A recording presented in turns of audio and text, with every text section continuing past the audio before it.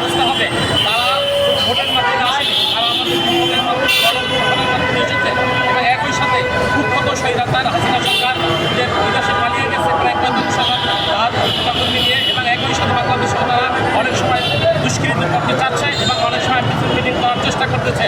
আমরা ইন্ডিয়ান গভর্নমেন্টের কাছে দাবি করতেছি তাদের অবিলম্বে বিচার ব্যবস্থা করতে হবে এবং একই সাথে আইন শৃঙ্খলা উন্নয়ন করে তাদেরকে অবশ্যই আইনের আওতায় নিয়ে আসতে হবে এবং একই সাথে এখানে আমরা এই উদ্দেশ্যে আসছি এবং একই সাথে আমি আরও বিচারের ব্যাপারই বলবো।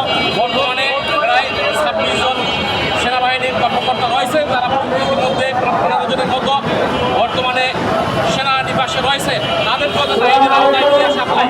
সে যত বড়ই শক্তিশালী হোক না কেন এই সময় তাদেরকে তারা নির্বিচারে গুলি করেছে, প্রায় 1400 বেশি আমাদের শহীদ হয়েছে, 25,000 আহত হয়েছে। আমরা তারা বলতে চাই অবিলম্বে অবশ্যই বিচার করতে হবে, এটা আমাদের এক নম্বর দাবি এবং সাথে সাথে আমাদের ভবিষ্যতে বাস্তবায়ন করতে হবে। আমাদের তারা অনেকে আপনারা জানেন আজীবনের জন্য বন্ধু হয়ে আছে, অনেকে সবাই অনেকে এক সপ্তাহে 2 সপ্তাহে হাত নাই পা নাই এবং মারাত্মক পর্যায়ের মধ্যে আছে। অবশ্যই তাদেরকে আজীবনের জন্য ভাতা প্রদান করতে হবে এবং তাদেরকে অবশ্যই রাষ্ট্রীয় সম্মানের অধিকারী করতে হবে আজীবন এবং তাদের দিকে যাতে কটূক্তি না করতে পারে। বর্তমানে ফেসবুকে বিভিন্ন জায়গায় কটূক্তি করে অবশ্যই এগুলো রাষ্ট্রদ্রোহী যারা আওতায় নিয়ে এসে তাদেরকে বিচারের আওতায় নিয়ে আসতে হবে। কাজেই আমরা চাচ্ছি যে এই জুলাই যোদ্ধারা যাতে ভবিষ্যতে আর যাতে কোনো অবহেলার শিকার না হয় এবং কিছু কিছু রাজনৈতিক দল আছে এই জুলাই সনদ বাস্তবায়ন নিয়ে গরিবসী